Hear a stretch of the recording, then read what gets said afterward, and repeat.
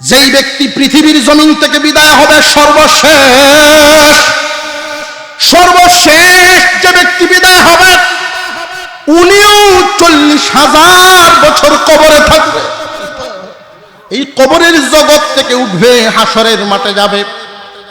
হাসরের মাঠে বিচার হবে তোমার কর্মজীবন।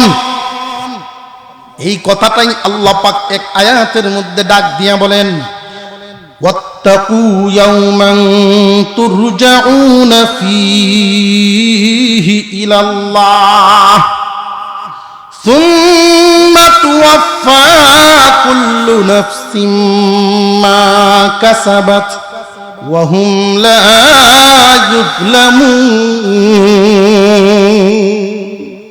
আল্লাহ পাক বলেন, ভয় করো ওই দিনটাকে যেই দিন সব আল্লাহর সামনে যাইবা, হাজিরা দিবা। এমন একটা দিন আমাদের সামনে আছে না নাই? ভাই, এই বিশ্বাস আমাদের অন্তরে আছে না নাই? আল্লাহর সামনে যে দাঁড়াইতে হবে এই বিশ্বাসটা পুরোপুরি কার কার অন্তরে আছে? একটু হাত তুলেন দেখি। আল্লাহ যেই দিন তোমার সামনে দাঁড়াইব, আল্লাহ আমাদের হিসাব তুমি বেহিসাব করে বলে আসান করে দিও। মুসলমান ইমানদার ভাইরা আমার, তামাম সৃষ্টি জগতের মধ্যে আমরা যা কিছু দেখি বা না দেখি সবগুলো আল্লাহ পাক রব্বুল আলামিন মহান হুকুমের মাধ্যমে সৃষ্টি করে ফেলেছেন। আল্লাহ শুধু বলেছেন কুন হয়ে যাও, তো ফায়াকুন হয়ে গেছে। বিশাল আসমান, একটা নয় দুইটা নয় 7টা আসমান আল্লাহ বানাইছেন হুকুমের মাধ্যমে। এইরকম 7 স্তরের জমিন স্থাপন করেছেন হুকুমের মাধ্যমে। তাম দুনিয়াটাকে ভারসাম্য ঠিক রাখার জন্য জায়গায় জায়গায় বিশাল বিশাল পাহাড়গুলো বসাইছেন মহান আল্লাহর হুকুমের মাধ্যমে। এই সাগর মহাসাগরগুলো আল্লাহ সৃষ্টি করেছেন হুকুমের মাধ্যমে। গাছপালা তরুলতা দিয়ে দুনিয়া সাজাইছেন মানব সেবার জন্য, মানুষের কল্যাণের জন্য, তাও আল্লাহর হুকুমের মাধ্যমে। একটা পাতার ডিজাইন আর একটা পাতার সাথে মিল নেই, গাছের একটা পাতা আর একটা পাতার সাথে মিল নেই। তাম দুনিয়ার সব বৃক্ষ রাজি তরুলতা আল্লাহর একটা হুকুমই হয়ে গেছে। কিন্তু এই 3.5 হাত মাটির মানুষ, এই 3.5 হাত বডির মাটির মানুষটাকে আল্লাহ হুকুম দিয়া বানান নাই। মহান আল্লাহ পাক রব্বুল আলামিন খুব যত্ন করে 9 মাস সময় লাগাইয়া তিল তিল করে আল্লাহ কুদরতি হাত লাগাইয়া বানাইছেন। এত আদর করেই মানুষ বানাইছেন জাহান্নামে দেওয়ার জন্য নয়। কিন্তু মানুষ জাহান্নামে যাইবনি না, যাইতো না। কেন যাবে? যে যিনি বানাইছেন তারই মানে না। মহান আল্লাহ পাক তাকে বানাইলেন, তার জন্য একটা জান্নাত বানায় রাখছেন, চির শান্তির জায়গা। আল্লাহকেই মানে না, আল্লাহর তৈরি জান্নাত বিশ্বাস করে না, আল্লাহ এই জন্য তাকে দিবেন না। কেন দিবেন? পাওয়ার যোগ্যই তো সে নয়। মহান আল্লাহ যে আমাদের জন্য জান্নাত বানাইছেন, এই জান্নাত হলো আমাদের লক্ষ্যবস্তু। আমরা সেই জান্নাতের যাত্রী। আমরা কোথায় যাচ্ছি? রূহের জগৎ থেকে রওনা দিলাম, মার গর্ভে আইসা একটা স্টপিজ নিলাম। বর্তমান সময়ে দুনিয়ার বাজারে আছি। দুনিয়ার বাজারে আমরা ব্যবসা করি, পরকালের ব্যবসা, পরকালের সামান তৈরি করি। চলনেওয়ালা যাচ্ছি, আমাদের গন্তব্য হবে একমাত্র জান্নাত। জান্নাতে যাওয়ার আগ পর্যন্ত এই অন্তর সুখী হবে না। মহান আল্লাহ জান্নাত কেন বানাইলেন? কি কি নিয়ামত দিয়ে আল্লাহ জান্নাত বানাইছেন? খুব ভালো করে বুঝে রাখবেন, মহান আল্লাহ পাক রব্বুল আলামিন আমাদের জন্য যেই নিয়ামত দিয়া ভরপুর করেছেন সেই জান্নাত, এর মধ্যে একটা খুব ভালো করে মনে রাখবেন, এই পৃথিবীর জমিনে আমাদের মনে যা চায় সেই আশা পূরণ হয় না। আমাদের মনের আকাঙ্ক্ষা হলো চিরযৌবন ধরে রাখতে চাই, কেউ বুড়া হইবার চায় না, ঠিক না বেঠিক? কেউ বুড়া হইবার চায় না, ইচ্ছাকৃত কেউ বুড়া হইবার চায় না, কিন্তু হওয়া লাগে নিরা লাগে না। মানুষের অন্তর মানুষের মনে চায় না বার্ধক্য আসুক, তাকে বার্ধক্যে স্পর্শ করুক, কিন্তু মনের এই আকাঙ্ক্ষা পূর্ণ হওয়ার জায়গা তো দুনিয়া নয়। মহান আল্লাহ পাক মানুষের জন্য এই আকাঙ্ক্ষা পূরণের জায়গা বানাইছেন, সেই জায়গাটার নাম হইল জান্নাত। সেখানে মানুষ কখনো বৃদ্ধ হবে না। মহান আল্লাহ পাক রব্বুল আলামিন আমাদের অন্তরে আরেকটা বিষয় দিয়েছেন, আরেকটা আকাঙ্ক্ষা। আমরা চাই চির সুস্থ থাকার জন্য কখনো যেন কোনো রোগ বালাই আমাদেরকে স্পর্শ করতে না পারে। কেউ অসুস্থ হইবার চাই না, কিন্তু দুনিয়াতে অসুস্থ হওয়া লাগে না লাগে না। আল্লাহ পাক রব্বুল আলামিন মানুষের অন্তরের এই আকাঙ্ক্ষা পূর্ণ করার জন্য একটা জায়গা বানায় রাখছেন, কোনদিন রোগ বালাই স্পর্শ করতে পারবে না, অশান্তি স্পর্শ করতে পারবে না। সেই মানুষের শান্তির জায়গাটার নাম হইল জান্নাত। দুনিয়ার জমিনে আমাদের অনেক সময় মনে হয় আমার মনে ছিল এই, আমার মনে ছিল এই। মানুষের মনে কত কিছুই থাকে, কিন্তু পূরণ তো আর হয় না, কারণ মনের আশা পূরণ হওয়ার জায়গা তো এই দুনিয়া নয়। মানুষের মনের সকল আশা আকাঙ্ক্ষা পূর্ণ করার জন্য একটা জায়গায় আল্লাহ বানায়া রাখছেন, সেই জায়গাটার নাম হইল জান্নাত। সেখানে মনে যা চাইবে সাথে সাথে পূর্ণ হবে। সেই জান্নাতে যাওয়ার আকাঙ্ক্ষা আশা আমাদের আছে না নাই? কিন্তু আফসোসের ব্যাপার হলো আমরা ঈমানদার যারা কাফের মুশরিক বেঈমান আল্লাহ মানে না, এদেরকে বাদ দিয়ে দিলাম। তারা দুনিয়াতে আছে, একদিন থাকবে না, ছিল না, থাকবে না, এই এতটুকু ধারণা। কোত্থেকে আসছে এই বিষয়ে তাদের বিশ্বাস নাই, আর আমাদের আছে। রূহের জগৎ থেকে আমরা এসেছি এটা বিশ্বাস করি, তারা করে না। একদিন দুনিয়াতে থাকবো না, কোথায় যাব? জান্নাতে। আর তারা একদিন দুনিয়াতে থাকবে না, কোথায় যাবে জানে না। এই জন্য এদেরকে নিয়ে আমাদের কোনো আলোচনা নাই। আমরা যারা বিশ্বাসী, বিশ্বাস করি যারা যে রূহের জগৎ থেকে রওনা দিয়ে মার গর্ভ হয়ে দুনিয়াতে আছি, এখান থেকে আমাদের গন্তব্য হলো জান্নাত। এর মধ্যে সামনে স্টপিজ আছে, একটা স্টপিজের নাম কবর। কবরের জগৎ আমাদের সামনে আছে না নাই? জবান খুলে আওয়াজ দিবেন, আছে না নাই? হুজুর সাল্লাল্লাহু আলাইহি ওয়াসাল্লাম এক হাদিসের মধ্যে আদেশ করেছেন, তোমরা বেশি বেশি জানাজায় শামিল হইবা, কবর জিয়ারত করবা, কবরের দিকে তাকাইবা। তাকাইলেই তোমাদের এই জায়গাটার কথা স্মরণ হবে। এমন কোনো মানুষ নাই যেই মানুষ এই পরিস্থিতির শিকার হবে না। মসজিদের পালকিটা তো এমনই একটা পালকি যে এমন কোনো ব্যক্তি নাই যেই ব্যক্তি পালকিতে শোয়া হবে।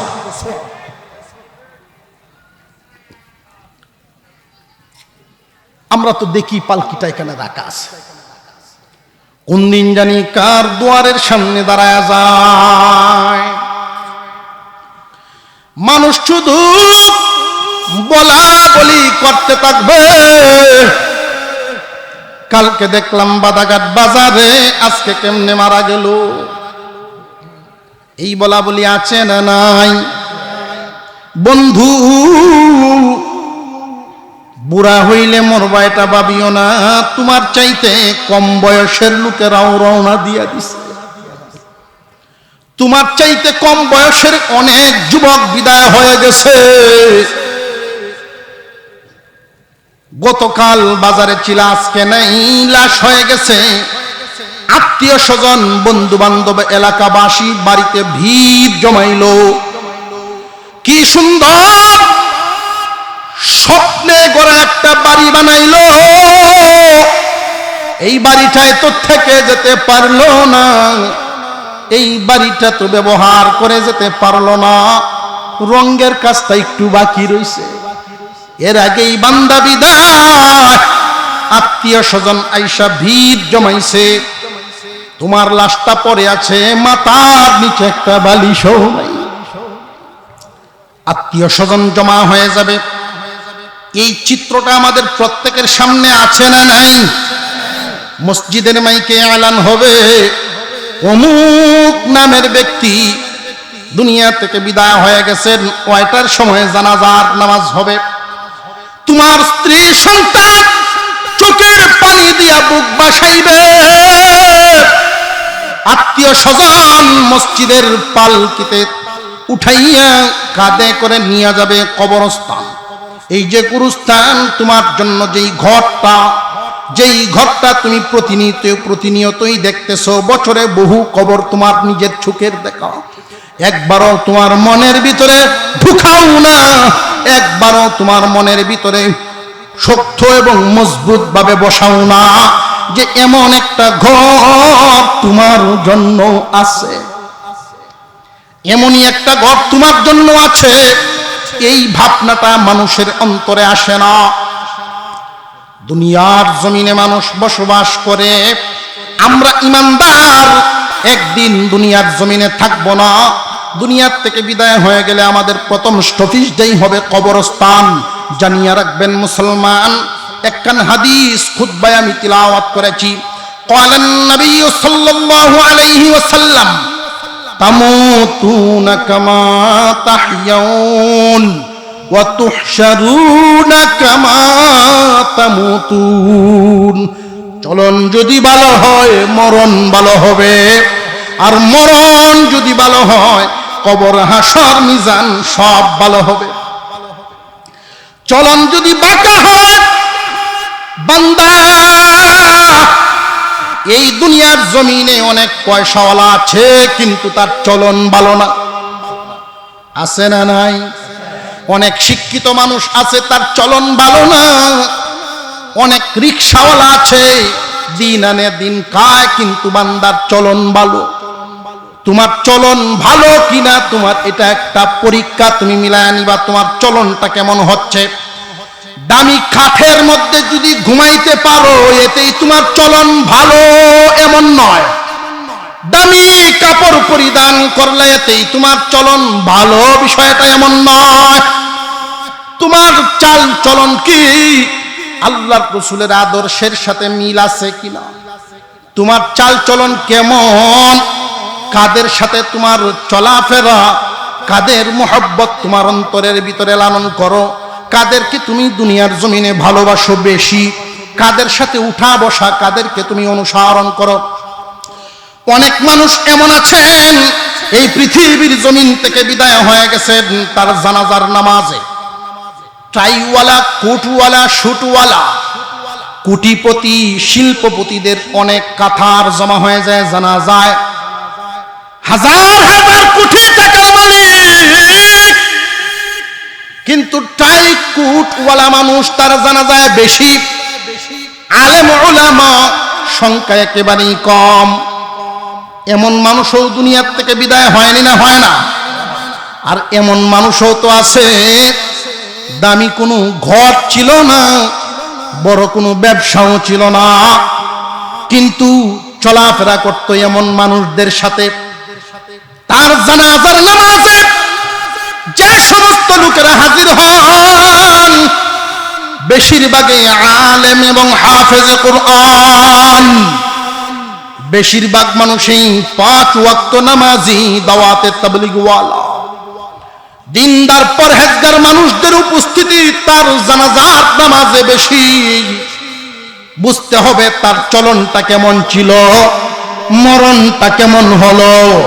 বিদায় দেনেওয়ালা সাথী সঙ্গীরা তার বিদায় দেনেওয়ালা সাথী সঙ্গীরা তার কেমন, যেই দলে তাকে বিদায় দিচ্ছে এই দলের সাথীরা আল্লাহর কাছে কেমন দামি, বিষয়টা খুব হিসাব মিলায়া জীবন যাপন করবেন। এই দুনিয়ার জমিনে চিরদিন থাকার জায়গা নয়, চিরদিন থাকার জায়গা নয়। আমরা ইমানদার বিশ্বাস করি থাকবো না, চলে যাব, কিন্তু চলে যে যাব প্রথম স্টপেজটা কবর। قال النبي صلى الله عليه وسلم القبر روضة من رياض الجنة أو حفرة من حفر النار। আপনার আমার পয়গম্বর বলেন কবর হয়তো জান্নাতের একটা বাগান হবে, আর না হয় জাহান্নামের একটা গাড়া হবে। কবর হয়তো জান্নাতের একটা বাগান, আর নইলে জাহান্নামের একটা গর্ত। মুহাদ্দিসিনে কেরাম প্রশ্ন করেছেন, অনেক মানুষের অন্তরে প্রশ্ন আসতে পারে, এই পহিলনপুর এলাকায় একটা কবরস্থানের মধ্যে হাজার হাজার মানুষ দাদার আমল থেকে যত মুর্দা হয় সব মুর্দা একই জায়গায় মাটি হয়। এই একটা গুরুস্থানের মধ্যে আমাদের দাদার আমল থেকে মানুষদেরকে দাফন করা হয়। হুজুর, এইখানে জান্নাতের বাগান জাহান্নামের গর্ত কেমনে হবে একটু বুঝায়া দেন। মুহাদ্দিসিনে কেরাম ব্যাখ্যা করেছেন, হয়তো কারোর জন্য জাহান্নামের গর্ত হবে, আর নইলে জান্নাতের বাগান হবে। বুঝায়া দেওয়ার জন্য সহজ একটা উদাহরণ দিয়েছেন। একই একটা রুমের ভিতরে দুইজন মানুষ পাশাপাশি বিছানায় ঘুমোচ্ছেন, পাশাপাশি বিছানায় ঘুমাইতেছেন, একই রুম। দেখতে দেখা যায় দুজন মানুষ ঘুমাইতেছেন, দুইজন মানুষ ঘুমে বিভোর ঘুমে, কিন্তু দুইজন স্বপ্ন দেখতেছেন দুই রকম। একজনের স্বপ্নে দেখেন সাপে তারে দৌড়ায়, দৌড়াইতে দৌড়াইতে গিয়া একটা জায়গায় থামছে, ওই জায়গায় গিয়া দেখে পাশে একটা বাঘ বসা। এখান থেকে আল্লাহর বান্দা দৌড় দিয়েছে, তার স্বপ্নটা কি শান্তির না কষ্টের? আরো জোরে আওয়াজ দিয়া কোন শান্তির না কষ্টের? পক্ষান্তরে যেই মানুষটা ঘুমিয়ে আছেন উনি স্বপ্নে দেখেন ফুলের একটা বাগানে ঢুকছেন। ওই ফুল বাগানের মাঝে মাঝে ছোট ছোট ফলের গাছ, আপেল গাছ, পেয়ারা গাছ, সুগন্ধি, চতুর্দিক থেকে ফুলের গ্রানে মোহিত হয়ে আছে। আদরের বিবি শরবতের গ্লাসটা নিয়ে পিছনে পিছনে ঘুরতেছে, মনের আনন্দে একটা জায়গায় বসে শরবত খাচ্ছেন, বিবির সাথে গল্প করছেন। উনার স্বপ্নটা যে এটা কি কষ্টের না সুখের? একই রুমে কিন্তু ঘুমোচ্ছেন, পাশাপাশি শুয়ে আছেন। দুইজনের ঘুমের হালতটা, দুইজনের অবস্থা কি একরকম না ভিন্ন ভিন্ন? ঠিক তেমনি ভাবে ইমানদার মুসলমান, একে কবরস্থানে দাফন করেন না কেন, কবরের জগৎ আল্লাহই ভালো জানেন। আল্লাহু আলাম কেমন হবে, আল্লাহ কেমনে রাখবেন এটা আল্লাহই ভালো জানেন। আল্লাহ পাকই ভালো জানেন বান্দাদের হালতটা কেমনে রাখবেন। আপনার আমার কাজ হলো শুধু বিশ্বাস করা। আমরা বিশ্বাস করি কবরের জগৎ একটা আছে। যেই ব্যক্তি পৃথিবীর জমিন থেকে বিদায় হবে সর্বশেষ, সর্বশেষ যে ব্যক্তি বিদায় হবে উনিও 40,000 বছর কবরে থাকবে। এই কবরের জগৎ থেকে উঠবে, হাসরের মাঠে যাবে। হাসরের মাঠে বিচার হবে তোমার কর্ম যেমন। এই কথাটাই আল্লাহ পাক এক আয়াতের মধ্যে ডাক দিয়া বলেন, ওয়াত্তাকু ইয়াওমান তুরজাউনা ফীহি ইলাল্লাহ সুম্মা তুওয়াফা কুল্লু নাফসিম মা কাসাবাত ওয়া হুম লা ইউযলামুন।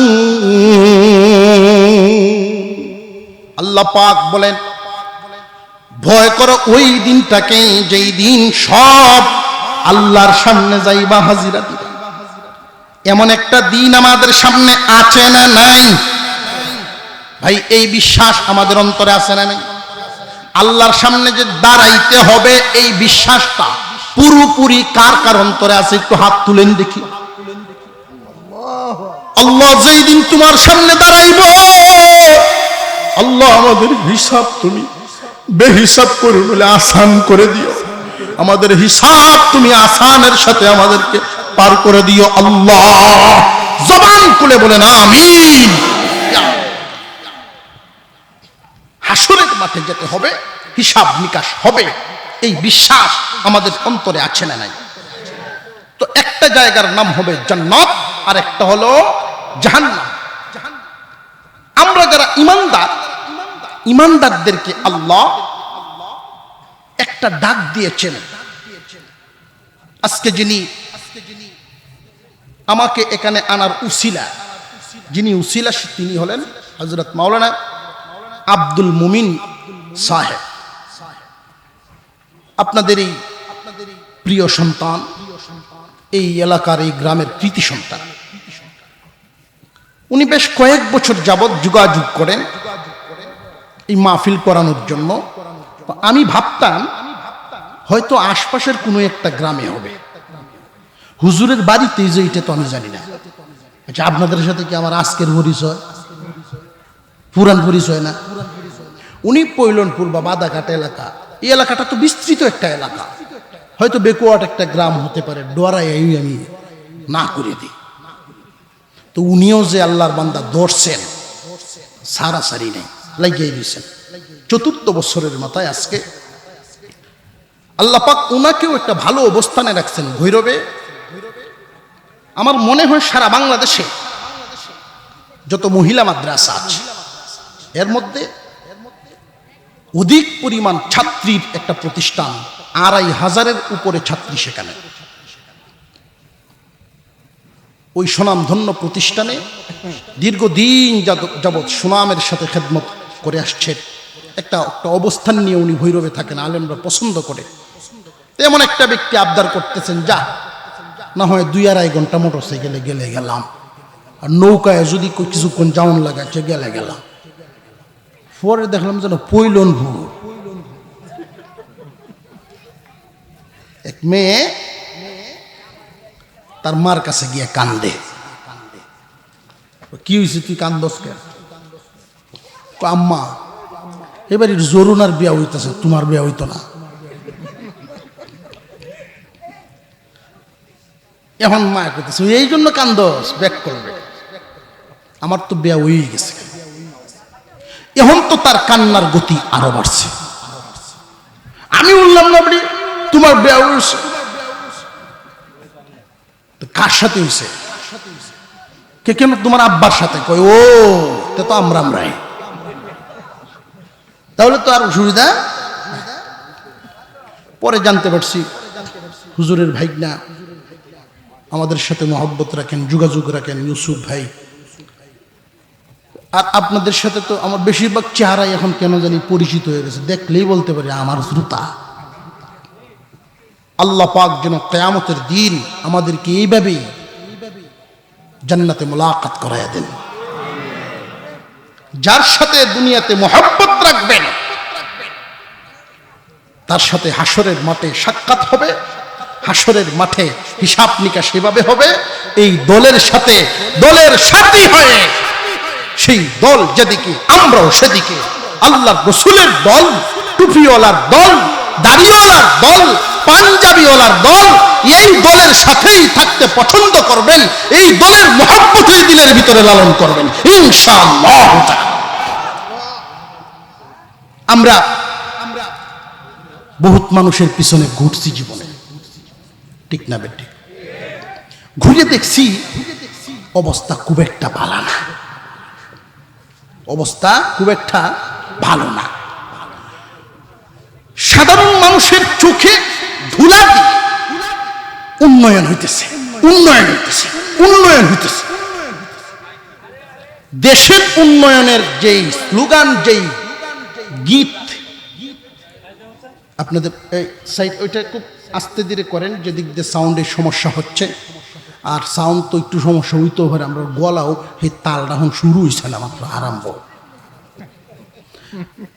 মাইকের সাথে গলার একটা মিল হইতে হইব না, 6-7 মাস ধরে দেখা নাই কোন সময় কোন জুড়ে গে লাগে না লাগে, আস্তে আস্তে তালটা উঠতে উঠতে উঠতে একটু বাউ হইতো। মাইকেও বাউ হইতেছে না, আমরাও বাউ হইতেছে না। হ্যাঁ, আমরা বুঝতেছি তো ইনশাল্লাহ। উন্নয়নের যে গীতটা ছিল, এই এদিক দিয়ে বসার যেহেতু ব্যবস্থা আছে, আমরা ভাই দাঁড়িয়ে না থেকে বসার পরিবেশ আরো সুন্দর করে ফেলি। দেখেন জান্নাতি জান্নাতি বাগান যেইগুলো, জিকিরের মজলিস, ওয়াজের মজলিস, কোরআনের মজলিস, আলেমদের মজলিস, দ্বীনি মজলিসগুলো জান্নাতের বাগান বলছেন আপনার আমার পয়গম্বর। জান্নাতের বাগান, এই বাগানে বসতে পেরে আমরা খুশি না বেজার? মন্দ লাগে না ভালো লাগে? আর হুজুর এখন মন্দ না ভালো? উন্নয়নের গীত শুনছিলাম যে ফ্লাইওভার, টানেল, স্যাটেলাইট, পদ্মা সেতু। কিন্তু এখন যখন যে তলের বিড়াল বেরিতেছে থেকে আমরা জানতাম আগে, এই তলের বিড়াল বাইর করে দেখি কয়েকটা পদ্মা সেতু আস্তা গিল্লালছে।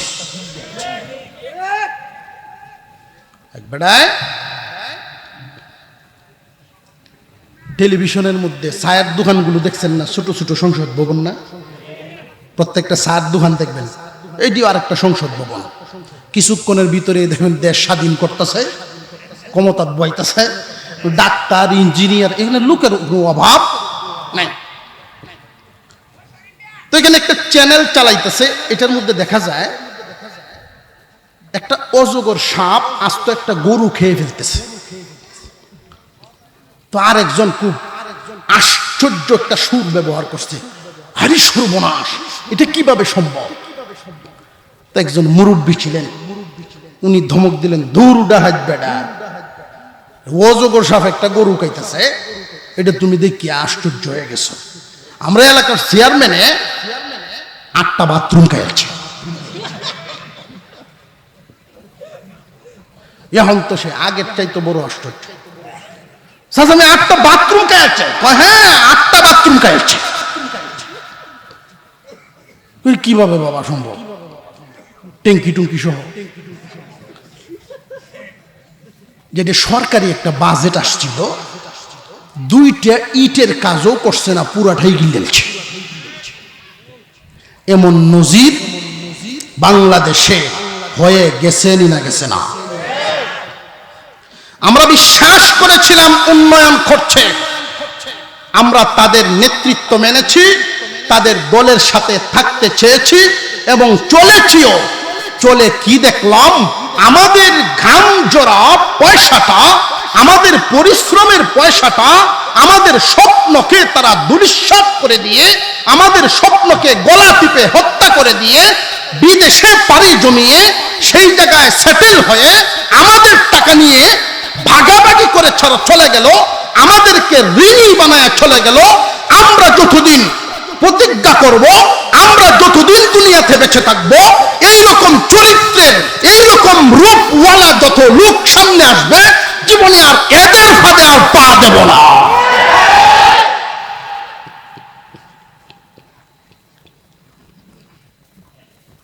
আমরা এমন ব্যক্তিদেরকেই দেখতে চাই, এমন ব্যক্তিদেরকে দেখতে চাই। দেখছেন না বর্তমান সময়ের উপদেষ্টাগণের মধ্যে একজন আছেন এমন, যিনি অফিসে স্যার উপদেষ্টা, আবার মসজিদের মিম্বরে বসলে বক্তা, ওই সামনে গেলে ইমাম।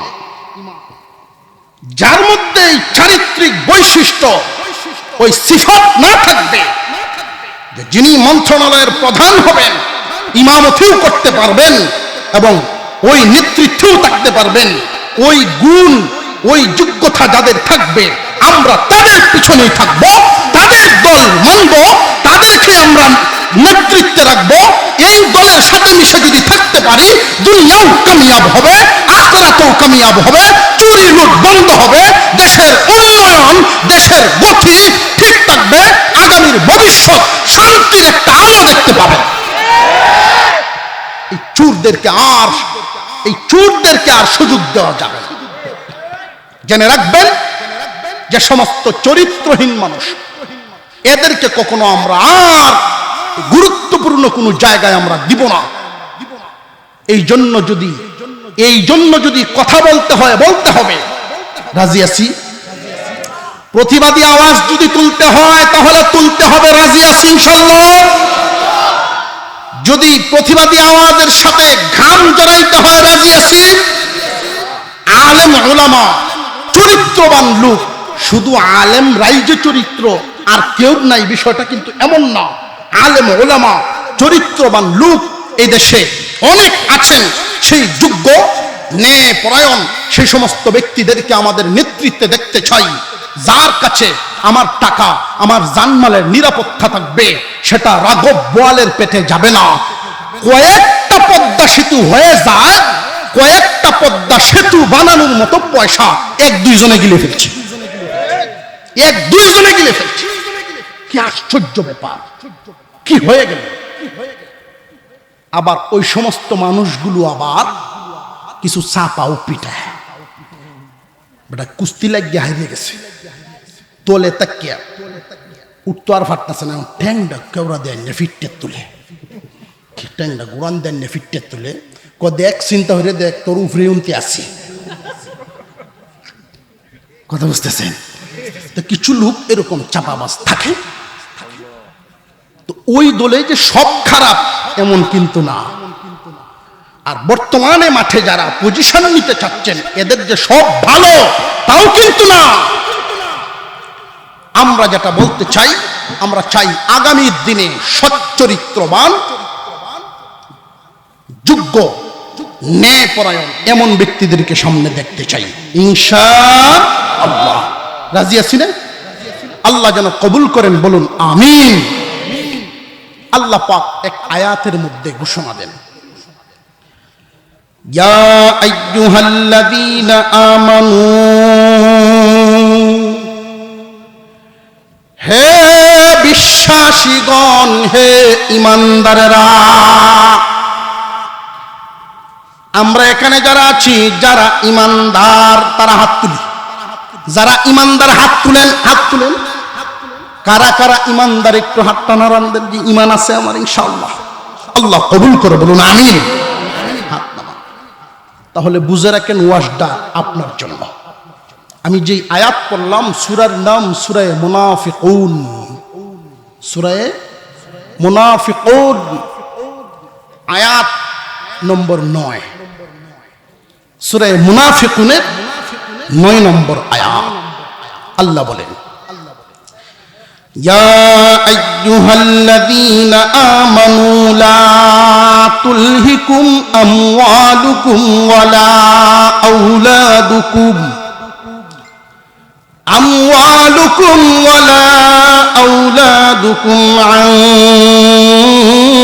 যিকরিল্লাহ ومن يفعل ذلك فأولئك هم الخاسرون। আল্লাহ বলেন, হে ঈমানদারগণ, হে বিশ্বাসীগণ, খুব সাবধান, তোমাদের স্ত্রী সন্তান এবং দুনিয়ার মাল দৌলত, তোমাদের আওলাদ আর মাল, তোমাদের মালে আর আওলাদে, কথাটা বুঝতেছেন? হে বিশ্বাসী ঈমানদারেরা, তোমাদেরকে বলি, এর আগে এটা কিন্তু 9 নম্বর আয়াত, এর আগে আরো কিছু আয়াত আছে না নাই সূরার? এই আয়াতগুলোর মধ্যে মুনাফিকদের আলোচনা করছেন। মুনাফিকরা কি করে, মুনাফিকদের আলোচনা, তাদের বৈশিষ্ট্য নিয়ে কিছু আলোচনা করেছেন মহান আল্লাহ। এই আয়াতের মধ্যে এসে আল্লাহ বলেন, হে ঈমানদারেরা, তোমরা আমার পছন্দের মানুষ। আরো জোরে কোন সুবহানাল্লাহ, আরো জোরে কোন সুবহানাল্লাহ। তোমরা আমার পছন্দের বান্দা। যদি তোমাদের একজনও না থাকবে, একটা ঈমানদার যদি আসমানের নিচে আল্লাহ বলনেওয়ালা না থাকে, আমি এই বাজার আর রাখবো না। আমি আল্লাহ এই বাজার আর রাখবো না। সূর্য থামায়া দেব, চন্দ্র থামায়া দেব, আসমান ফাটায়া দিব, দুনিয়া কিয়ামত ঘটায়া দিব। হে ঈমানদারেরা, তোমরা আমার পছন্দের বান্দা বান্দি। মুনাফিকদের মতো হইবা না। সাবধান, সাবধান। মুনাফিকদের একটা দোষ, ওটা যেন তোমাদেরকে ধরতে না পারে। কি সেটা? খুব সাবধান। তোমাদের আওলাদে, তোমাদের মালে, তোমাদের সন্তানাদি, তোমাদের সম্পদ, ওইগুলো যেন তোমাদেরকে লা তুলহিকুম আমওয়ালুকুম ওয়ালা আওলাদুকুম আন যিকরিল্লাহ, আল্লাহর স্মরণ থেকে যেন তোমাদেরকে গাফেল না বানায়। স্ত্রী সন্তানের কারণে তোমরা আল্লাহ ভুলবা না। স্ত্রী সন্তান, সন্তান আর মাল, মালে আওলাদে আল্লাহ যেন না ভুলায়। মাল আওলাদের জন্য আল্লাহকে ভুলে গেছে। এটা মুনাফিকদের কাজ। ঈমানদাররা, এটা তোমাদের কাজ না। খুব সাবধান। আল্লাহ পাক রব্বুল আলামিন ওয়াজটা করেছেন খুব লম্বা না খুব ছোট আকার? ছোট কথায় বুঝাইছেন যেন মানুষ মনে রাখতে পারে। ঈমানদার, তোমার মালে আর আওলাদে যেন আল্লাহকে ভুলায় না দেয়। মুফাসসিরিনে কেরাম ব্যাখ্যা করেছেন, মুফাসসিরিনে কেরাম ব্যাখ্যা করেছেন। কথাগুলো খুব মনোযোগ দিয়ে শুনবেন। অসুবিধা হইতেছে? তোমাদের মালে আওলাদে, যদিও এই দুইটা শব্দ উল্লেখ করা হয়েছে, এখানে বহুত কিছু এর ভিতরে ইঙ্গিত করা হয়েছে। মানুষের জীবনে সবচাইতে স্বাচ্ছন্দ্য বোধ করে, মানুষ আনন্দ বেশি পায় মালে আওলাদে।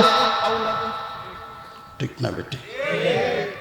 মালে আওলাদে মানুষ মানসিকভাবে যেই শক্তি পায়, অন্য কিছুতে না। এই জন্য এই দুইটা শব্দ উল্লেখ করে আল্লাহ বুঝাইয়া দিলেন, এই মাল এবং আওলাদ হওয়ার কারণে তোমার ক্ষমতা আসতে পারে। মাল এবং আওলাদ হওয়ার কারণে তোমার পদ পদবি আসতে পারে। মাল এবং আওলাদ হওয়ার কারণে তোমার অনেক কিছু আসতে পারে। ওই কোনো কিছু যেন আল্লাহকে ভুলায় না দেয়। ওইগুলো পায়া যেন আল্লাহকে ভুইলা না যাও। কথা বুঝে আসতেছে? মানুষ ধনী হইলে ইলেকশন করিয়া মেম্বার, চেয়ারম্যান, এমপি, মন্ত্রী হয়নি না? হয় না? আরো জোরে কর। ওইটার ভিতরে সাবধান, ওইগুলো যেন আল্লাহকে না ভুলায়। লা তুলহিকুম আমওয়ালুকুম ওয়ালা আওলাদুকুম আন যিকরিল্লাহ, আল্লাহকে না ভুলায়। আন যিকরিল্লাহর ব্যাখ্যায় মুফাসসিরিনে কেরাম বলেন, হাসান বসরি রাহমাতুল্লাহি আলাইহি তিনি বলেন, আরো অনেক মুফাসসিরিনে কেরামের ব্যাখ্যা হলো, আন যিকরিল্লাহ দ্বারা আল্লাহর স্মরণ দ্বারা কি বুঝাইলেন? আল্লাহর স্মরণ দ্বারা 1 নাম্বার 5 ওয়াক্ত নামাজ। মালে আর আওলাদে যেন নামাজ না ভুলায় দেয়। তোমার আওলাদে যেন নামাজ থেকে তোমারে দূরে না রাখতে পারে। তোমার মালে যেন তোমারে নামাজ থেকে দূরে না রাখতে পারে। আল্লাহকে ভুলে গেছো বান্দা, খুব মনে রাখবা, এই সম্পদ আর সন্তানাদির বাজার পাইয়া যদি আল্লাহকে ভুলিয়া যাও, তাহলে আল্লাহ কি বলেন তাহলে শুনেন। যারা ভুলিয়া যায় এদের অবস্থাটা আল্লাহ বলেন, ওয়ামান ইয়াফআল যালিকা ফাউলাইকা হুমুল খাসিরুন। যদি এমনটা হইয়া যায় তাহলে তোমরা ক্ষতিগ্রস্ত হইয়া গেলা, দুনিয়াও বরবাদ আখিরাতেও বরবাদ। দুনিয়াও বরবাদ আখিরাতও। প্রশ্ন জাগতে পারে, হুজুর দুনিয়া বরবাদ হইল কেমনে? দুনিয়ার মাল, দুনিয়ার আওলাদ, দুনিয়ার পদ পদবী ক্ষমতা আল্লাহ ভুইলা যাওয়ার কারণে এগুলো ক্ষতির কারণ হয় কেমনে? মাঝে মাঝে কিছু চিত্র আল্লাহ দেখান, লক্ষ্য করে দেখছেন নি? শুধু সময়ে কেউ দাড়ি রাখে, কেউ দাড়ি ফালায়। আরো জোরে কর, আরো জোরে কর। এমন চিত্র গেছেনই না গেছেন? হাজার হাজার কোটি টাকার মালিক, নাম দিছেন দরবেশ। এর নাম হলো দরবেশ, মানে দরে বেশ। কি বেশ? আরে দরে বেশ। সত্যি যদি দাড়ির মুহাব্বত থাকতো, আল্লাহ রাসূলের আদর্শের উপরে থাকতো, আর কোরআন হাদিসের বিধান মেনে মুমিন হয়ে চলতো, এই পরিণতি দেখতে হতো না। এই মাল তার জন্য লাভবান হয়েছে না ক্ষতির কারণ হয়েছে? বাংলাদেশের নাম করা আন্তর্জাতিক মানের একটা বিচারপতি মানিক, সেই বিচারপতির হালত কলা ভাতাত ঘুমায়। আরো জোরে খা। কি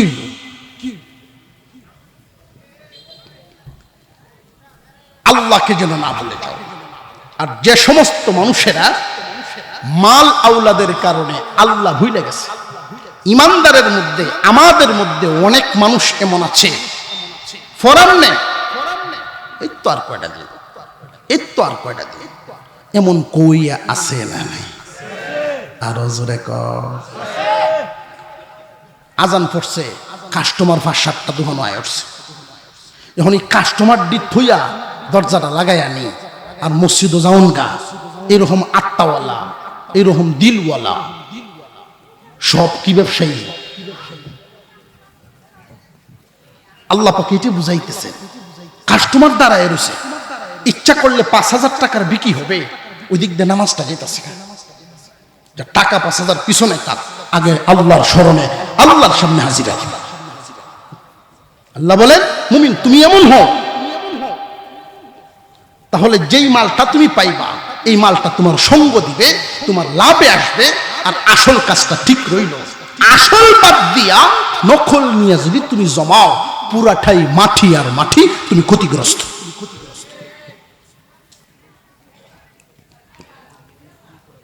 আর যে সময় দেখবেন ইবাদত মানুষ করবে, একজন নামাজ পড়ে, কিন্তু এই মুহূর্তে নামাজের সময় হয়েছে, দেখবেন দুনিয়ার একটা লোভ, শয়তান বিভিন্ন বেশ ধরে তার সামনে আইসা ধোকা দিবে। বিভিন্ন বেশ, খালি মাছ জালটা ফালছে, টাক জালটা ফালছে, টানা জালটা, কুটি 4টা কুটি দিয়ে টান দিই আমরা, কিডা টাক জাল। এই টাক জালটা 1 ঘন্টা পর্যন্ত টানছে। 5-7টা টান দেওয়ার পরে একটা দারহিন দেয়, তারপরে গড়িতে দেখে যে নামাজের টাইম তো দেরি আছে, অসুবিধা নেই, সময়টাও কাটলো। আরো 5-7 টান দেয়, একটা হুডির বনায়। এমনি মুয়াজ্জিন সাহেব আজান দেখছে, আজানটা দেখছে, ফালছে যাচ্ছে, এই টান্ডা দিয়া অজুটা করিয়া দেখি ফেলছি, 1-1.5 ঘন্টা ধরে এই তরতাছে সাইড দিয়া, ইহালি হইছে না। যেই মাত্র অজুটার নিয়তটা করছে আর টান্ডা দিচ্ছে, এমনি দেওয়া যায় 1 মুঠ উঠছে। কইরে এখন মনে হয় রোদ দিয়ে যায়, এই সাইডে গেছে, গরম হইয়া পানি যাইতেছে, কয়টা টান যদি ওখান দিয়ে আনি যাইত, তাই তো তোর এটা বয়াল নিয়ে গেল। অন কি তথ্য, সময় কিন্তু এই দিক দিয়ে যায় না। এক এক টান দে এক মুট করে আয় না জাল থইতে পারতাছে না নামাজ যাইতে পারতাছে।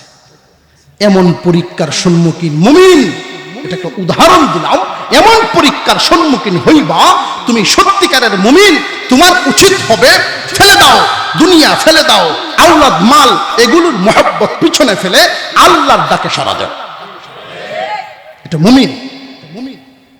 আর মুনাফিকের চরিত্র হবে আচ্ছা ফরাম নে 10-15 জন ফর্তি আছে, দেখছি বড় হিসাবও আছে না, হ্যাঁ বড় আর আসবো না হয়ে গেল গিয়া একদিনে নামাজ কি হয়ে গেল, মাসটা তোর প্রতিদিন থাকতো না। এমন যুক্তি আছে না নাই? বহুত বহুত মানুষ এমন আছে বাপে হুতেরে কয় হ্যাঁ লেওয়াটাও শেষ হয়েছে না, দাঁড়িয়ে খেলছে, কলেজও পরে দাঁড়িয়ে খেলছে, ওহনি নমাজ পড়ান লাগে, নমাজের দিন গেছে গা নমাজ শরীর শোনে। অর্থাৎ এইরকম একটা ধ্যান ধারণা হইল, যখন গৃহস্থী আর করণ লাগতো না, ব্যবসার করণ লাগতো না, চাকরি বাকরি থেকে রিটায়ার, তখন গিয়ে আল্লাহ বিল্লাহ করলো। এরকম চিন্তাধারা করনেওয়ালা আছে না নাই? একখান হাদিস কিন্তু আপনাদেরকে শুনাইছি, ইগতানিম খামসান ক্বাবলা খামসিন। নবীজি বলেন 5টা জিনিসকে গনিমত মনে করবা 5টা জিনিস আসার আগে। 5টা জিনিসকে তোমরা গনিমত মনে করবা, গনিমত মনে করবা 5টা জিনিস আসার আগে। কয়টা? শাবাবাকা ক্বাবলা হারামিক, যৌবনকালকে গনিমত মনে করবা বার্ধক্য আসার আগে। যৌবনকাল রে কাজে লাগাইবা বুড়া হওয়ার আগে। যারা যৌবনকাল রে কাজে লাগাইতে পারো আল্লাহর ইবাদতে, রে যুবক, যৌবনকালের ইবাদত আল্লাহর কাছে এমন পছন্দের। কোন যুবক যখন আল্লাহর কুদরতি পায়ে সেজদা দেন, মহান মৌলাই করিম জিজ্ঞাসা করেন ফেরেশতারা, রে ফেরেশতারা, আমার এই যুবকের নাকের গরম শ্বাস আমার কুদরতি পায়ে কেন লাগাইলো? এই যুবককে কিসে আমার দিকে ঝুঁকা দিছে? এই যুবক জোয়ান বয়সে আমার কুদরতি পায়ে সেজদা দিল রে ফেরেশতারা। ফেরেশতারা জানায় দে আল্লাহ আলেমদের জামাতের সাথে চলতে চলতে শুনছে শিখছে জান্নাত বলতে কিছু আছে, জাহান্নাম নামক একটা মারাত্মক জায়গা, ভয়ানক জায়গা। সেই জাহান্নাম থেকে মুক্তি চায়, জান্নাতের আশা করে।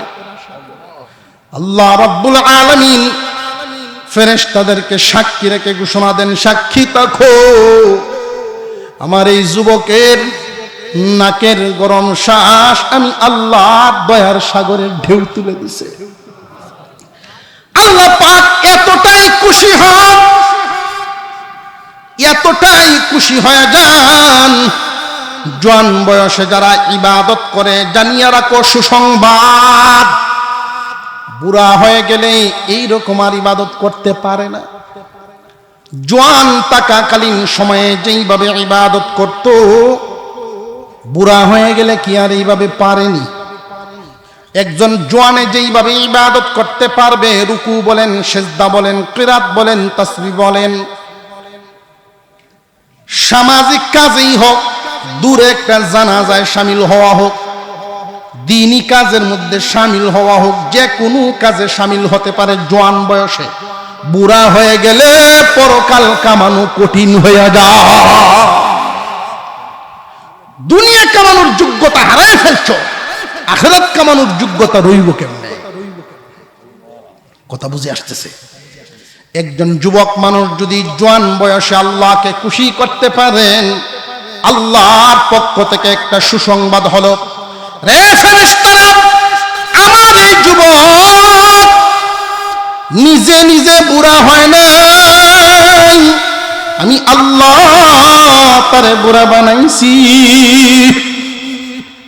জোয়ান থাকাকালীন সময়ে যেইভাবে ইবাদত করত, যেমনি যেমনি আমার হুকুম পালন করত, বুড়া হওয়ার কারণে কমতি আইসা গেছে, আর পারে না। ভোর রাত্রিতে উইটা মসজিদে জামাতে শামিল হইবার পারে না। দাওয়াতে তাবলীগে মেহমান আসলে এদের খেদমত করতে আর পারে না। জানাজার এলান শুনে ঠিক বার্ধক্যজনিত কারণে এখন আর শামিল হইবার পারে না। এলাকায় দিনই বহুত কাজ এই যুবক জোয়ান থাকাকালীন সময়ে করত, 5 ওয়াক্ত জামাতে নামাজ পড়ত। বুড়া হওয়ার কারণে এখন আজান শুনে ঠিক বিছানায় বসে বসে নামাজ পড়ে, মসজিদে যাইবার পারে না। মন আফসোস করে, বুড়া হয়ে গেছি,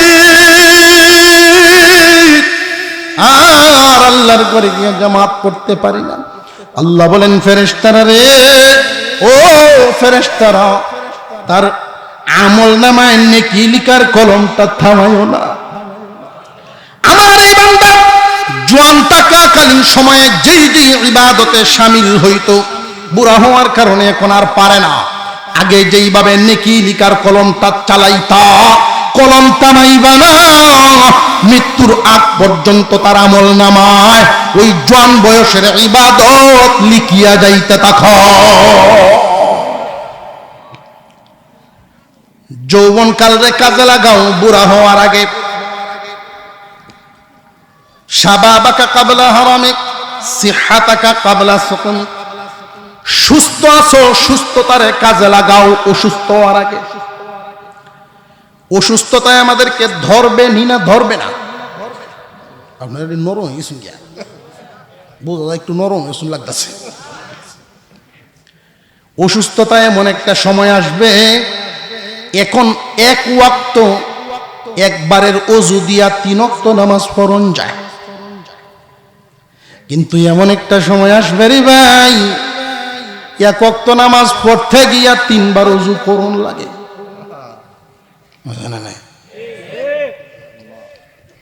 আমি দেখছি সিঁড়ি, একটা পুকুরের সিঁড়ি, সিঁড়ি ঘাট, জামাত শুরু হয়ে গেছে আসরে। তো মুরব্বী মানুষ, উনি অজু করে উঠতেছেন আর আমি অজুতে নামতেছি। আমি তো 3 লাফ দিয়ে নেমে গেছি, আর মনে মনে ভাবতেছি, আহ মুরব্বী তো পুরো জামাত থেকে পাই লাগব, আর আমি তো মাসবুক হয়ে যাব, পুরাটা পাবো না। তো আমি অজু করে আমিও ডান বাম না দেখেই দ্রুত গিয়ে জামাতে শামিল হয়েছি, তাও 1 রাকাত চলে গেছে। নামাজ যখন সালাম ফিরাইলাম, নামাজ শেষ করলাম, দেখি উনি নামাজ পড়তেছে। আমি জিজ্ঞাসা করলাম, দাদা দেখলাম আপনি আমার আগে আসলেন। কাহ ভাই কইও না, কইও না, কি হয়েছে? সেটি কি হয়েছে? কোন রকম সিঁড়িরে ভাইয়া উপরে উঠছি, তো শেষ সিঁড়িরে আয়া একবার গেছে, ওজোরা রাখতাম পারছি না। তখন আমার বুঝে আসছে, আল্লাহ যৌবন কাল একটা নিয়ামত, এই নিয়ামত কাজে লাগাও বুড়া হওয়ার আগে। সুস্থতা একটা নিয়ামত, এই সুস্থতাকে কাজে লাগাও অসুস্থ হওয়ার আগে। 3 নাম্বার, গানাকা ক্বাবলা ফাকরিক, মালকে কাজে লাগাও গরিব হওয়ার আগে। মানুষের মাল সব সময় তাকেনি। নদীর পার ভাঙ্গে অপার করে, এই তো নদীর খেলা। নদীর পার ভাঙ্গে অপার করে, এই তো নদীর খেলা। সকাল বেলার ফকির, ধনী সন্ধ্যাবেলা, অথবা সকাল বেলার ধনী আল্লাহ ফকির করেন সন্ধ্যাবেলা। এমন নজির জমিনে আছে না নাই? সকাল বেলার ধনী ফকির সন্ধ্যাবেলা দিয়ে কি বুঝায় জানেন? বহুত মানুষ এমন আছেন যৌবন কালে 10টা শার্ট প্রতিদিন একবার পড়তেন, দ্বিতীয়বার পড়তেন না, কিন্তু যখন সে বার্ধক্যে পৌঁছে গেল ওই বাবুগিরি আর নাই। বার্ধক্যে পৌঁছে তার অর্থের অবস্থা এমন হয়েছে ঔষধ কেনার পয়সা নাই। এই জন্য নবীজি বলেন, মাল তোমার কাছে থাকতে কাজে লাগাও, ফকির হওয়ার আগে। আফসোস করবা কিয়ামতের কঠিন ময়দানে, আল্লাহ যদি তুমি আমাদেরকে না আনতা আর কিছুদিন হায়াত দিতা, তাহলে কাম করলাম হয় দুইটা, মাল যাসির মালের মায়ায় তোমারে বললাম হয় না, শুধু তোমারে খুশি করার জন্য মাল দিলাম হয়। কইব কিছু মানুষ। আবার আরেকটা হইল, নেককারদের কাতারে নাম লেখাইলাম হয়, কিন্তু দুনিয়ায় থাকতে বুঝে না এমন অবুঝ আছে না নাই? কই তো দুইলাম যে সাজি নামাজটা পড়েন বাবা পড়েন, আমরা লেন দহরুন চাই, আমরা কিন্তু এমনি ছাড়েন একটা কাম দেয়া পরে ছাড়ে।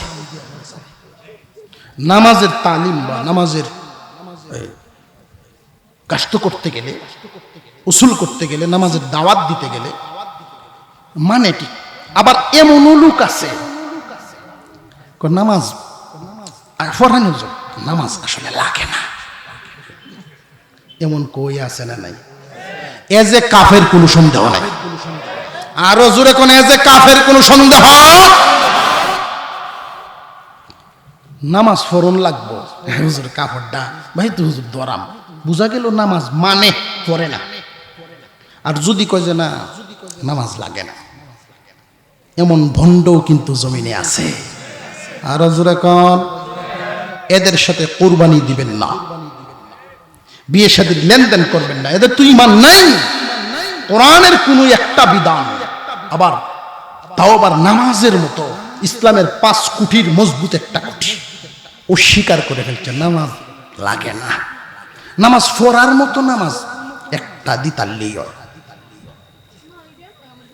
নামাজ পড়ার মতো একবার পড়তাল্লি হয়। কিরকম? কাঠের উপরে এক ট্যাং, কাঠের নিচে আর এক ট্যাং, এই কপাল নিয়ে আল্লাহ সেজদাত লাগাও, শয়তানে শিখায়। কথা বুঝে আসতেছে? কারণ সহজ রাস্তাটা শিখায়, সহজ রাস্তাটা। তাম দুনিয়া ব্যাপী ঈসা নবীর অনুসারী খ্রিস্টান জাতি আছে না নাই?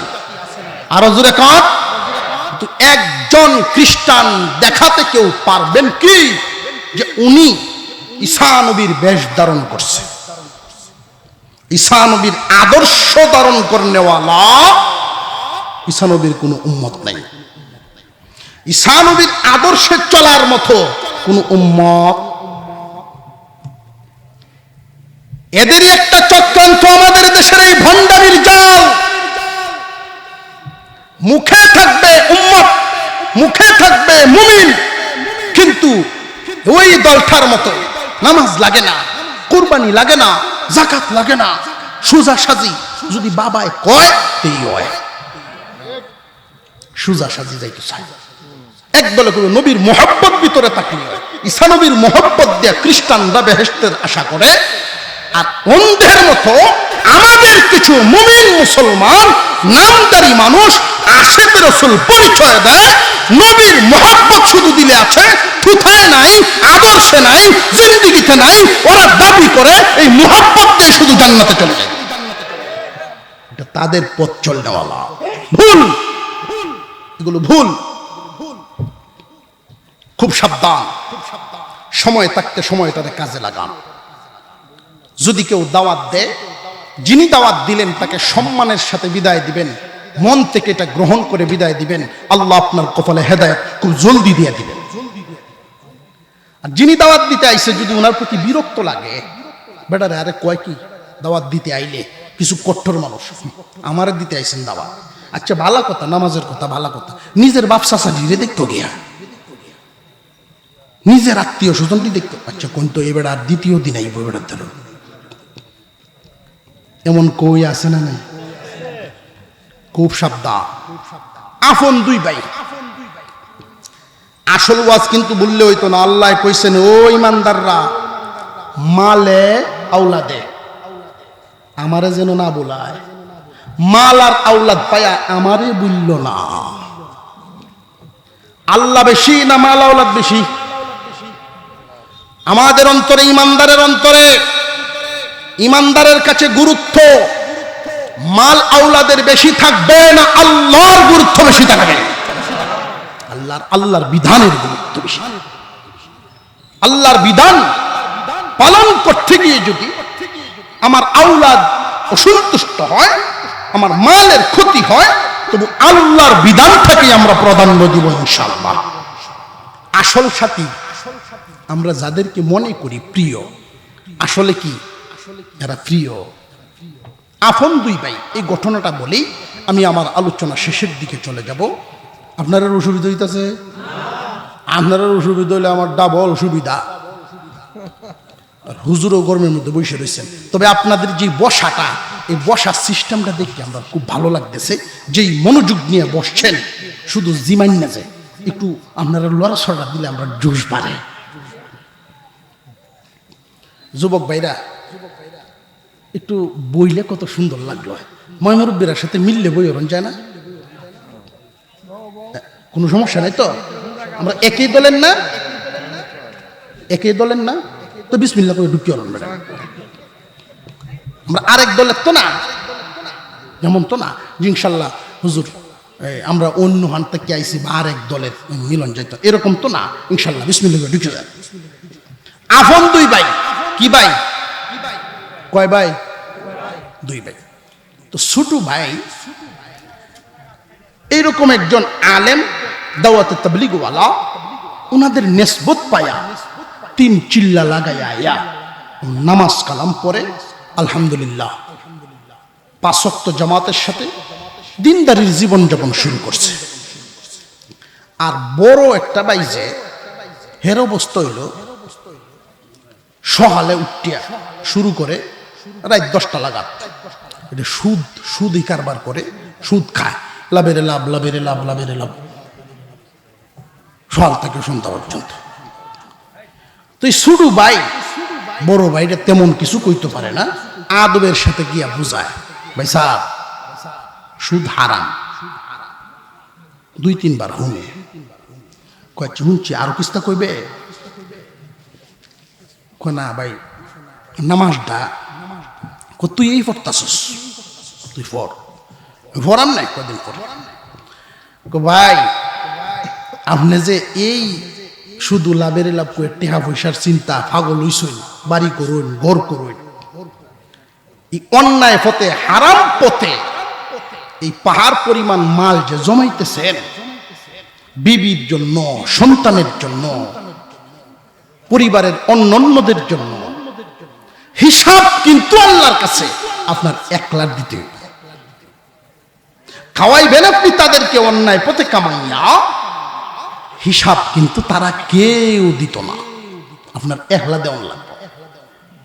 এখন বেড়া যে সাড়া খাইতেছেন বুঝতে চড়ছে, সাড়া তো গ্যাস হোসেন তুটিয়া এটা হিসস। আমি কষ্ট হইলে যে খাওয়াই এরা দেখে না, আমি যে খাওয়াইতেছে এরা দেখে না, তা হিসাব করলে আমি 1 লাখ দেওয়ান লাগতো। এরা কিছু না কিছু দিব, ভাই 1 পয়সা হিসাবও তারা দিবে না। আপনি যে চুরি করিয়া এনে জমাইতেছেন, 5 আরা জমিন অন্যায় ভাবে সুদের কারবার করিয়া হারাম পথে মাল থইয়া গেলেন, এই মাল থইয়া যাওয়ার হিসাব এটা যে সাজা, এটা আপনার খাটন লাগবো। ওকে এরা বুক করতো না, বুক করুক, জব দেওয়ান লাগবো, সাজা কাটানো লাগবো। আপনার কই মিলতেছে না, তুই তো যা। বেটা বুঝায়, বুঝতে রাজি না। তো বারবার বারবার যখন এরকম করে, তো হঠাৎ একদিন কয়, ভাই সাহেব আচ্ছা আমার এই ওয়াজটা আপনি লইলেন না, তবে পরীক্ষামূলক তো একদিন নিতেন পারেন, একটু পরীক্ষা হইলে দেখতেন। পরীক্ষাটা কেমনে? মরার আগে যদি একদিন একটু মরতাইন। এটা কি বাড়ি মরার আগে এটা মরান কি ভাই? কয় আমি কইয়া দিই। মরার আগে মরার একটা বান ধরবেন, আপনি বানটা খালি ধরবেন, পরে যা করণ লাগে তা আমি করব। আপনি খুব ঘামে টাইমে বাহির থেকে গিয়ে উডানটার মধ্যে দুইটা গুরান দিয়া এমনি বাইরে আর ভিতরে, বারান্দায় আর উডানে মিললে, এই বারান্দার উডানে মিললে এমনি বলা দিয়ে ঘুরে যাবেন গিয়ে। এরপর আর শক্তি কুলুন আছে, যা করণ লাগে পরে আমি করাম। আচ্ছা, ঠিকই পরীক্ষা করার জন্য এই বড় ভাই একদিন গিয়া এই চক্করটা দিয়া ফুটেছে। ফোর্থ ফ্যামিলির মানুষ ধরাধরি করে আইনা সোজা পানি ঢালতেছে, কেউ গে ডাক্তার কবিরাজ অমুক তুমুক আনতেছে, করতেইব। ডাক্তারে তো ভালো করতে পারলো, আসলে যদি রোগ থাকতো, রোগ আছে, ডাক্তার দেখতে একটা চোখ খুললে ডাক্তাররা দেখে যায়, তো আসলে ভাব ধরছে। এখন মা কান্তাছে, ও আল্লাহ, আমি বুড়া মানুষ ফেটে ধরলাম, আমারে তো আমার পুত্রে কেমনে নেও, আল্লাহ আমারে কি দেখলা না, আমার পুত্রে আমার আগে তুমি কেমনে নেও, তোমার কি মায়া লাগে না? মায় কান্দে, বাপ আইসে লাডিল, আল্লাহ তোমার এই বিচার মানি না, বাপের আগে পুত নেও, এই জ্বালা কেমনে শুন? বিবি সাবাইয়া এই সোনার জীবন ওই বিফল, তুমি বিহনে কান্তাছে ইন্ডিয়া বুঝা। তো বেটায় মনে মনে কইতাছে, পিঞ্চিল্লা দেয়া কই দেখছ, কেউ বলে নিত না, আমার লাইন কাইন দিয়া আধা মর হয়ে উঠতেছে, পাগল হয়ে উঠতেছে কাইন দিয়া। আর কয়ারা বলে আমার বুঝ গেল, হুশ যখন ফিরেই না, তখন ছোটু ভাই দৌড়ে আইছে, আইলে কি হয়েছে কি হয়েছে? মা বাপ এরা এই তুই তো নামাজ কালাম পরস, তুই একটু ফুকালাম দে, দেখি সুরা খেরাত তো কিছু জানস দে। আমরা দেশে দেখছুন না, যদি হজ করে আইয়ে কেউ হাজি সাহেবের দ্বারা হতো হাজি খায়, এমন নজির দেখছুন নি? আরো জোরে কর। হাজি সাহেব কি মূর্খ তো না, শিক্ষিত মানুষ, তো এমন একটু আকল কাটাইয়া উনি চিন্তা করতেছে যে আমার কাছে জিগাইল, আমি মক্কার মাটি ফেরিয়ে আইলাম, সেই আশা বড় মনে হইয়া জিগাইছে, যদি কই যে কিস্তা জানি না, মানিজ্যতের ব্যাপার। তো একটু আকল কাটাইয়া একটা দেলছে। এটা যখন কোনো আলেমের সাথে মিলে না, তখন আলেমের সাথে একটা জাতাজাতি বাজাবাজি আরম্ভ করে দেয়। হ্যাঁ, কয়ানা পড়ছে, এই যে বিষয়গুলো, এরকম কিন্তু একটা ধ্যান ধারণা আমরা আছে। মাস আলা জিগাইতাম বিজ্ঞ আলেমের কাছে, ঠিক এই একজনে কইছে, হই হিনটা কিয়া একবারে একজনে কইলে তোর কিরম হুমা চাইব, জুরে কোন ঠিক না বেঠি? ফতুয়া মাসআলা বিজ্ঞ আলেমদের থেকে নিতে হবে। যেখান সেখান থেকে ফতুয়া নিবেন, মাসালা নিবেন, দেখবেন উল্টা পাল্টা লাগাইয়া হালাল রে হারাম বানাইবো, হারাম রে হালাল বানাই। একটু ফুকালাম দে, তুই জন নামাজ টামাজ পড়স,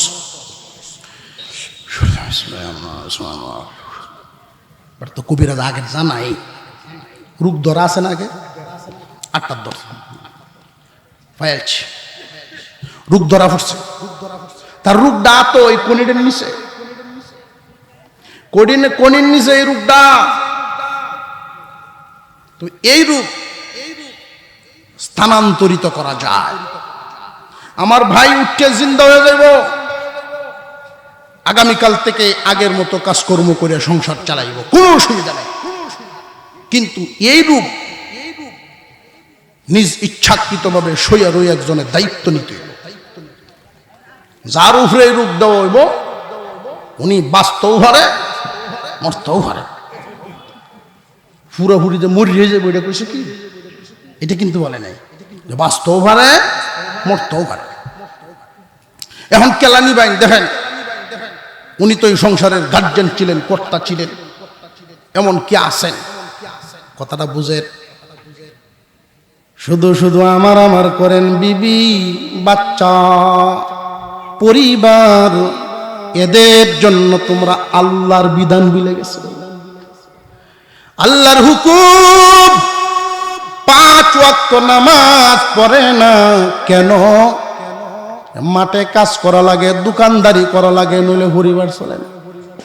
বান্দারে, কেউ কারোর সাথী নয়, কেউ কারোর হবে না।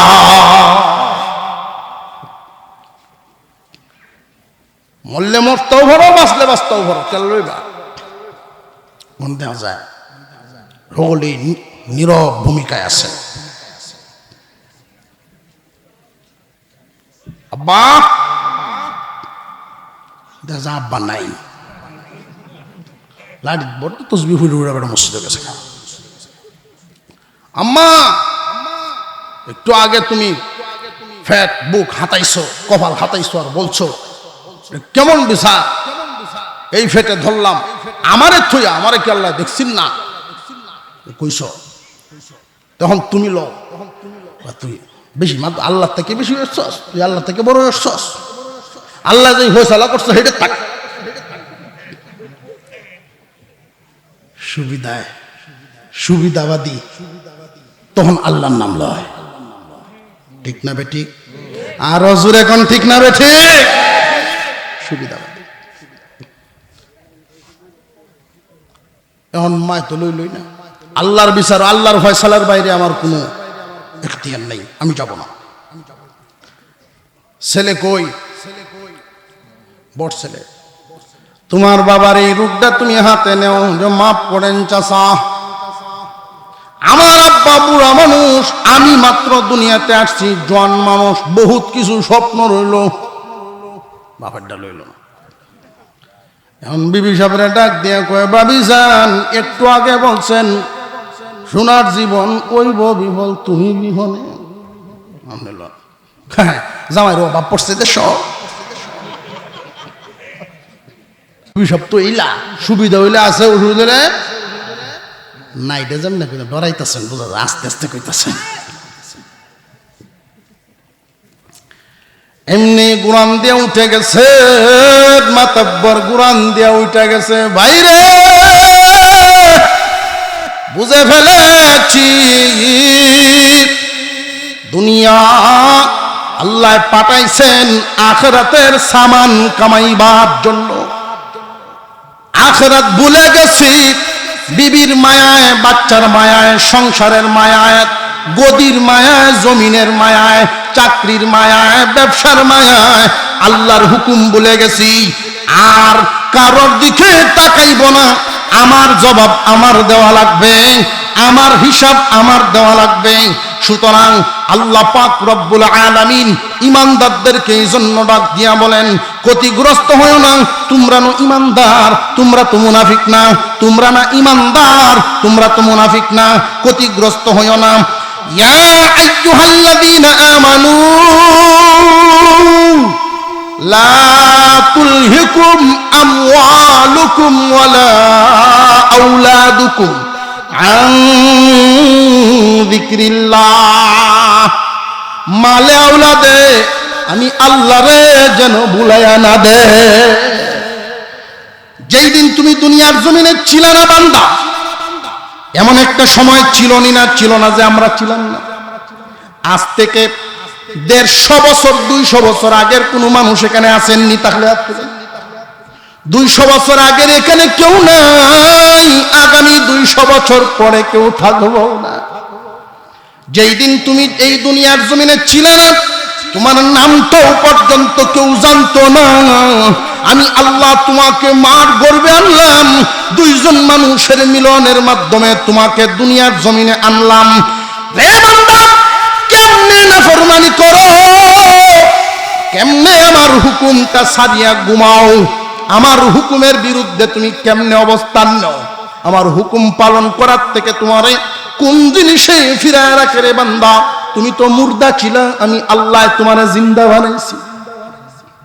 আল্লাহ কোরআনে এক আয়াতে বলেন, কাইফা تكفرون بالله وكنتم أمواتا فأحياكم ثم يميتكم ثم يحييكم ثم إليه ترجعون আল্লাহ বলেন তোমরা মুর্দা ছিলা আমি জিন্দা বানাইছি দুনিয়ার জমিনে পাঠাইলাম মার গর্ভ থেকে দুনিয়ায় আইলা বান্দারে দুনিয়ার জমিনে কেমনে থাকবা কি খাইবা কি পরবা তুমি দুনিয়াতে আসার আগে আমি আল্লাহ তোমার সব ব্যবস্থা করে রাখছি ঠিকটা যেমনে কইছই বুঝ হইছে না ব্যবস্থা আল্লাহ করছে আমরা সহায় সম্পত্তি বাড়ি গাড়ি এগুলো কে দিছেন হ্যাঁ আওয়াজ দেয় বোঝা অনেকেই রাও করে না মনে হয় যে না না গাড়িটা তো আমার শ্বশুরে দিছে এদিন কিনে সবকিছু দেওয়ার মালিক একমাত্র কে আল্লাহ আল্লাহকে ভুলে গিয়ে আল্লাহর হুকুম ভুলে গিয়ে বান্দা কয়দিন তুমি দুনিয়ার জমিনে থাকবা বিদায় কিন্তু হইতেই হবে কুল্লু নাফসিন যায়িকাতুল মাউত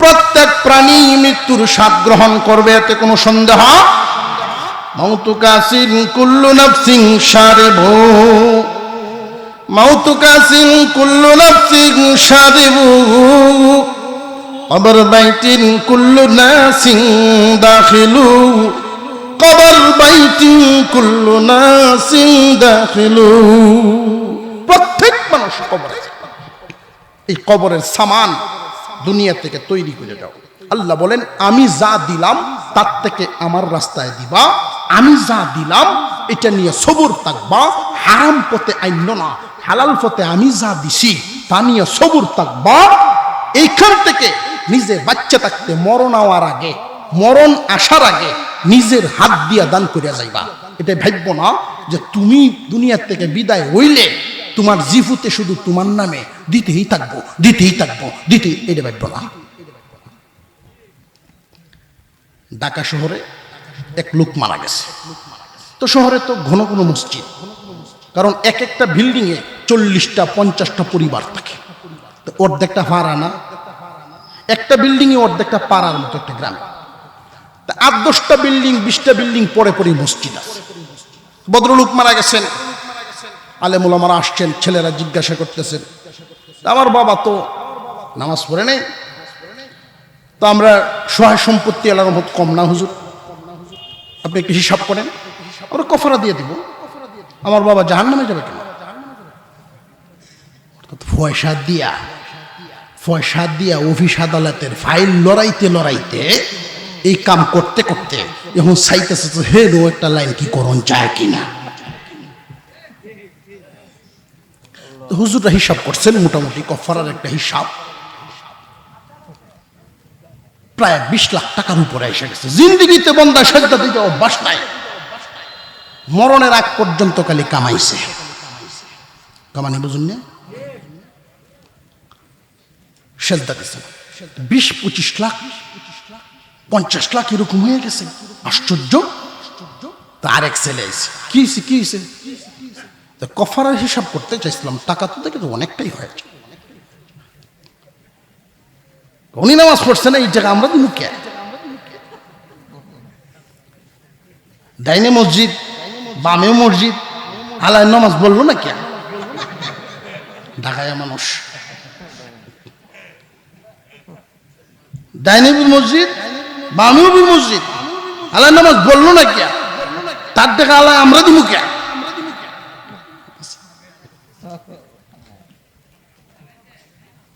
এটা ভাববেন না এই জন্য আল্লাহ বলেন মৌত আসার আগে মৃত্যুর আগে আমার দেওয়া মাল তোমাকে যা দিছি এখান থেকে আমার রাস্তায় দিও এই আমলটা সারা জীবন জারি রাখবেন এটা নিজে পাইবেন আমাদের প্রত্যেকের নামে একটা করে অ্যাকাউন্ট খোলা আছে পরকালে আমরা পাবো জান্নাতে আমরা যাব দুনিয়ার জমিন থেকে মালের দানের যত দান খয়রাতের একটা ঘেট থাকবে দান খয়রাতের বদলা থাকবে রোজার বদলা থাকবে নামাজের বদলা থাকবে হজের বদলা থাকবে এক এক জাতের ইবাদতের এক এক ধরনের কামাই, এক এক ধরনের বদলা আমরা জান্নাতে ভোগ করবো ইনশাআল্লাহ।